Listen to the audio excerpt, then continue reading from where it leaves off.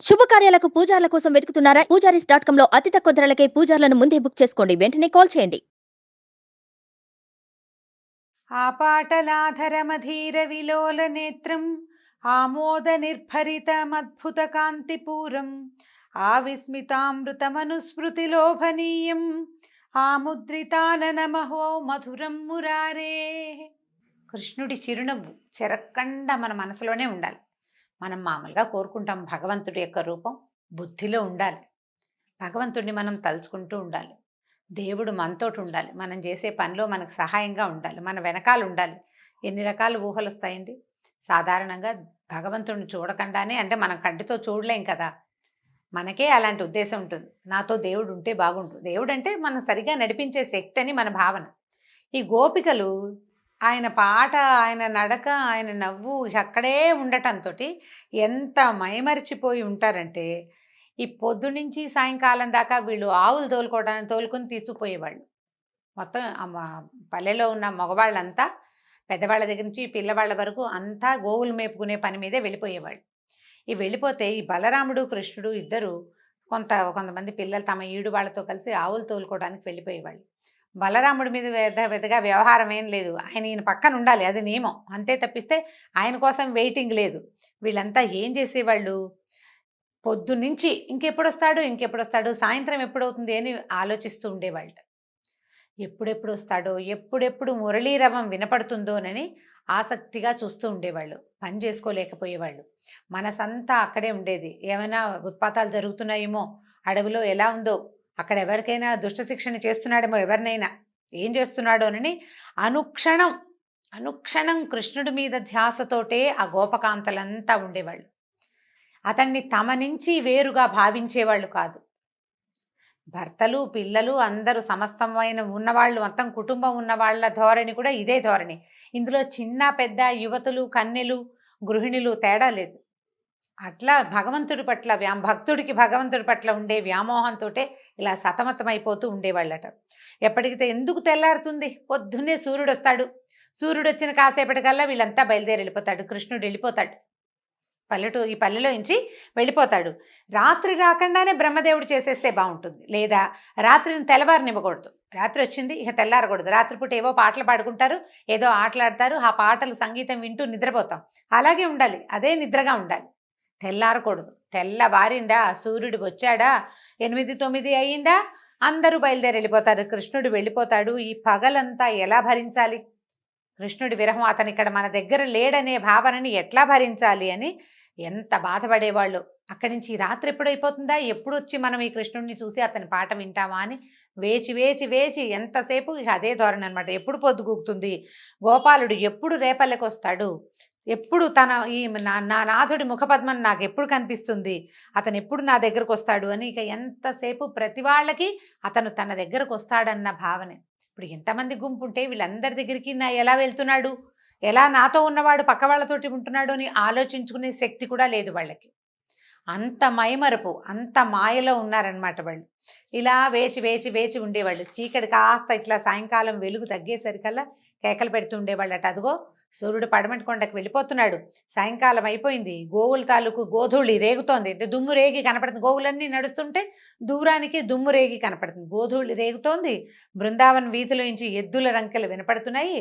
వస్తున్నాడు స్వామి, రండి రండి రండి అని అందరూ సంభ్రమంగా ఇళ్లలో నుంచి బయటకు వచ్చి నుంచునుండేవారట. కృష్ణుడి కోసం స్వాగతానికి మొదటి భాగానికి, పల్లె తాలూకు అగ్రభాగానికి వెళ్ళిపోతూ ఉండేవాళ్ళు. అంటే అడవి పల్లె కలిసే చోటి పరిగెత్తేవాళ్ళు అనమాట ఆయన చూడడం కోసం. అంత చూడకుండా ఉండలేనంత మోహంలోకి, వ్యామోహంలోకి, అంత విపరీతమైన భక్తిభావంలోకి గోపకాంతలంతా వెళ్ళిపోయారు. రేపల్లిలో ఉన్న వాళ్ళంతా ఆబాల గోపాలము ఇట్లా భగవంతునికి అతుక్కుపోయి అంటే అపరిమితమైన ఆకర్షణకి లోనయ్యి ఉండేవాళ్ళు. ఈ విధంగా సాయంకాలం అయ్యేసరికల్లా ఎదురొస్తూ ఉండేవాళ్ళు. ఒకరోజు ఇలా వస్తుండే వాళ్ళని ఆయన అందరినీ పలకరించేవాడు, నవ్వేవాడు, కొంతమందిని ముట్టుకునేవాడు, ఎవరికి కావాల్సింది వాళ్ళకి ఇస్తూ నవ్వుతూ ఇంటికి దారి తీసేవాడు. ఒక రోజున ఒక సంఘటన సంభవించిందట.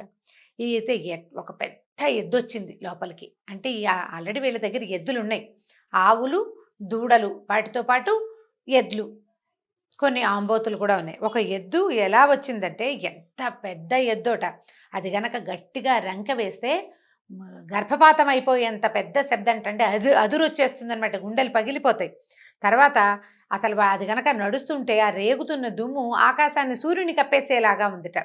కొమ్ములు ఎట్లా ఉన్నాయంటే ఏ కొండకైనా అది ఢీకొట్టిందంటే కొండ ముక్కలైపోవాల్సిందే.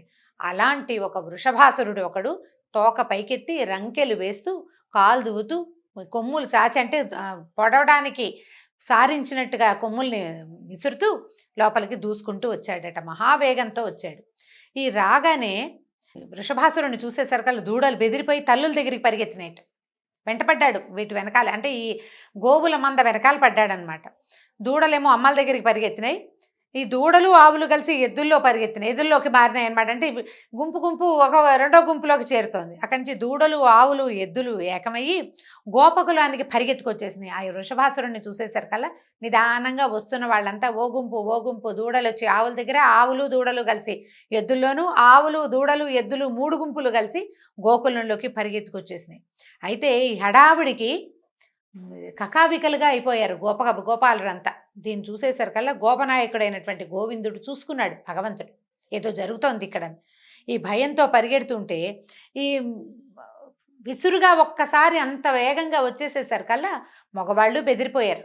అక్కడి నుంచి ఊరి మొదట్లోకి వచ్చారు కదా, అక్కడ నిలబడ్డ స్త్రీలు ఒక్కొమ్మడిగా దూసుకొస్తున్న ఈ గోకులాన్ని చూసేసరికల్లా వాళ్ళు కూడా బెదిరిపోయి కృష్ణ కృష్ణ రక్షించు, ఏదో ఉత్పాతం జరుగుతుందని కేకలు పెట్టారట. ఆ కేకలు పెడితే ఈయన చూసుకున్నాడు, ఓరి గట్టిగా అరిచాడు, రంకేసేట, ఓరి వృషభాసురా, ఏమిటి గోవత్సాలని గోపబాలుడిని పారదోలటమా నీ పరాక్రమం? నీకు ఇంత పెద్ద శరీరం ఉండి నువ్వు పరాక్రమవంతుడు అయితే వీళ్ళని బెదిరించడం కాదు కదా నువ్వు చేయవలసింది, నీ ప్రతాపం చాలించు, మేము గోపగోపి జనం కాదు, వెళ్ళు బయటికి వెళ్ళిపో అని కేకలు పెట్టాడు. కేకలు పెట్టేసరికల్లా వృషభాసురుడికి వెనక్కి బెదరలేదు. మామూలుగా హే హే ఓయ్ అని బెదిరిస్తారు, ఎడ్లని కేకేస్తారు, కేకేస్తే కొంచెం ఆగుతాయి. కానీ ఈ వృషభాసురుడు ఆగే ఉద్దేశంలో లేడు, ఇంకా దూసుకొచ్చేస్తుంటే ఈయన ఏం చేశాడట, ఇలా భుజం ఎదురొడ్డి నిలబడ్డాడు. దానికి నిలబడేసరికల్లా దగ్గరకు వచ్చేసరికల్లా భుజం చూపిస్తూ ఉంటే ఏమిటి, రా నా మీదకి అని పిలవడం అనమాట. అది ఒక చేయి చాచి రెండోది ఇట్లా భుజం చూపించేసరికల్లా ఓహో రా నన్ను ఢీకొట్టు, నీ సంగతి చూస్తానని చెప్తున్నాడు. దాంతో ఈ వృషభాసురుడు ఏం చేశాడు, గిట్టల దగ్గరకు వచ్చి గిట్టలతో నేలని దువ్వుతూ తర్వాత తోక గబగబా ఆడిస్తూ ఏం చేశాడు, కళ్ళలోంచి ఎట్లా వస్తుందంటే మంటలు రేగుతున్నాయా అన్నట్టుగా ఉందిట దాని చూపు. దాని ముక్కులోంచి వచ్చే సెగ దూరానికి కూడా మంటలు రేపేంత సెగ వస్తుందట, అంటే ఉద్రేకంతో ఉంది. ఆ ఉద్రేకంగా ఉన్న ఈ ఎద్దు కృష్ణుణ్ణి ఎదుర్కొందట. ఈయన ఏం చేశాడు, 2 కొమ్ములు పట్టుకుని బాగా దాన్ని యుద్ధం చేశాడు ఎద్దుతోటి. ఎట్లా ఉందంటే ఎద్దు మానవ బాలుడు లాగా లేదు, ఒక ఏనుగు ఇంకో ఏనుగుని పట్టుకున్నట్టుగా కనపడుతోంది. ఆ వాడు కూడా సామాన్యమైన ఎద్దు కాదు, బ్రహ్మాండమైన స్వరూపం. ఈయన అంతకంటే తక్కువేం లేదు, చూడ్డానికి చిన్న బాలుడే, 13-14 సంవత్సరాల వాడే. కానీ మంచి ఎదుర్కొనే ధోరణే ఎలా ఉందంటే ఏనుగుని ఎదుర్కొంటున్నట్టుగానే కనపడుతోందట. అక్కడి నుంచి ఎన్ని అడుగుల దూరానికో నెట్టి తోసేసేట వెనక్కి.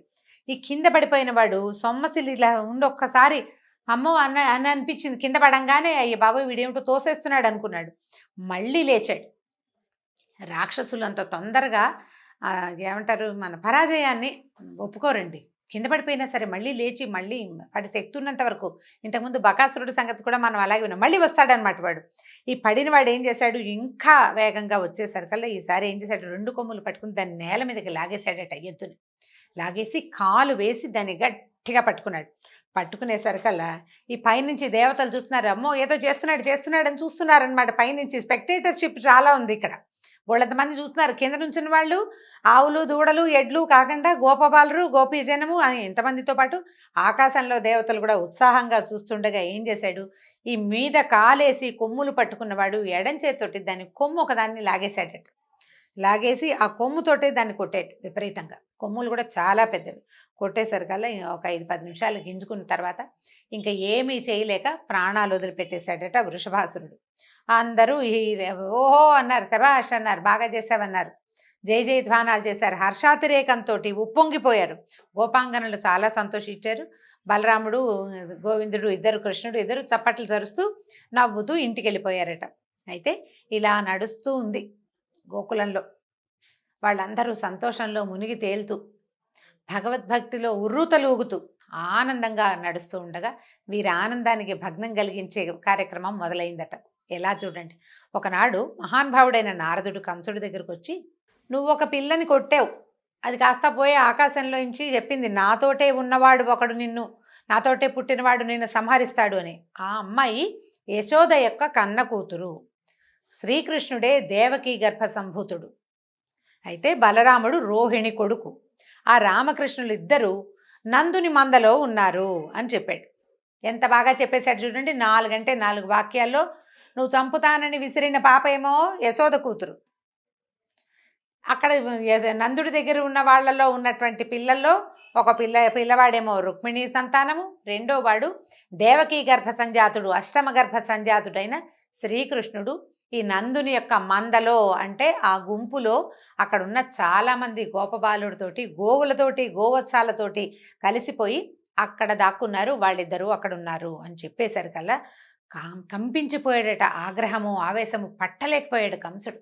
ఎలా తప్పించుకున్నారు? ఇక్కడి నుంచి పిల్లాన్ని ఎవరు తీసుకెళ్ళి అక్కడ పెట్టారు? అక్కడి నుంచి పిల్లని ఎవరు తెచ్చి ఇక్కడ పెట్టారు? అప్పుడు ఆయనకు వెలిగింది, వసుదేవుడే చేసి ఉండాలి ఈ పని. నందుడికి అంత శక్తి లేదు. వసుదేవుడు అపరిమితమైన బలపరాక్రమాలు ఉన్నవాడు కాకపోయినప్పటికీ అతనికి చాలా దైవ బలం ఉందని చెప్తారు. ఎందుకంటే అతనికి ఆనక దుందుభి అని పేరుంది.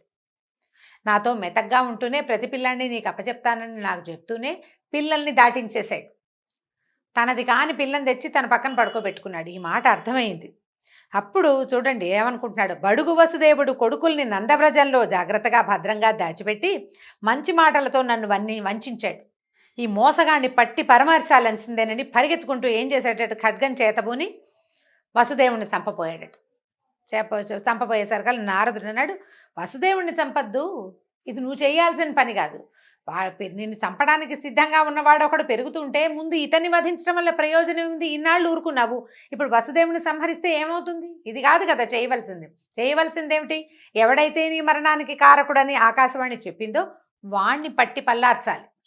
అంతేగాని వాడిని దాటించేసిన వాడిని ఏమైనా చేయటం వల్ల ప్రయోజనం ఏం లేదు. నారదుడు ఈ వాక్యాలు, ముందు వాక్యాలు ఎందుకు చెప్పాడో, తర్వాత వాక్యాలు ఎందుకు వద్దన్నాడో కంసుడు ఆలోచించుకోలే. తనని మరణం వైపుకి నెట్టడానికే నారదుడు వచ్చాడని అర్థం చేసుకోలేదు కంసుడు. చాలామంది ఇలాగే చెప్పా మాటలు వింటారండి. మనం ఎన్ని కథల్లోనో చూస్తాం. నీకు వీడి వల్ల మృత్యు వస్తుందని నారదుడు వచ్చి చెప్తాడు. చిత్రంగా మృత్యు వస్తుందని చెప్పిన నారదుడిని ఎవరు ఏమనరు. అంతటితో కానీ ఈయనకి కోపం తగ్గల. కంసుడికి అలక తీరలేదు. ఏం చేశాడట, దేవకి వసుదేవుల్ని సంకెళ్ళతోటి బంధించాడు. అంతకుముందు వాళ్ళ అంతఃపురంలో వాళ్ళు ఉన్నారు, వాళ్ళని తీసుకొచ్చి బంధించేశాడు. కేసి అనేవాడిని ఒకడిని పిలిచి గోకులానికి వెళ్ళి బలరామకృష్ణులు ఇద్దరిని సంహరించమని చెప్పాడు. ఆ తర్వాత ఏం చేశాడు, తన మంత్రుల్ని, భటుల్ని, మావటి వాళ్ళని, చాణూరుడు, ముష్టికుడు అనే 2 జగజ్జట్టీలు ఇద్దరున్నారు ఆయన దగ్గర, మంచి మల్ల యుద్ధ యోధులు. వాళ్ళని, సాల్వుడు, కోసలుడు మొదలైన వాళ్ళ ముఖ్యులైనటువంటి తన తాలూకు సామంతరాజుల్ని అందరినీ పిలిచాడు. అందరినీ పిలిచి మీటింగ్ పెట్టాడు.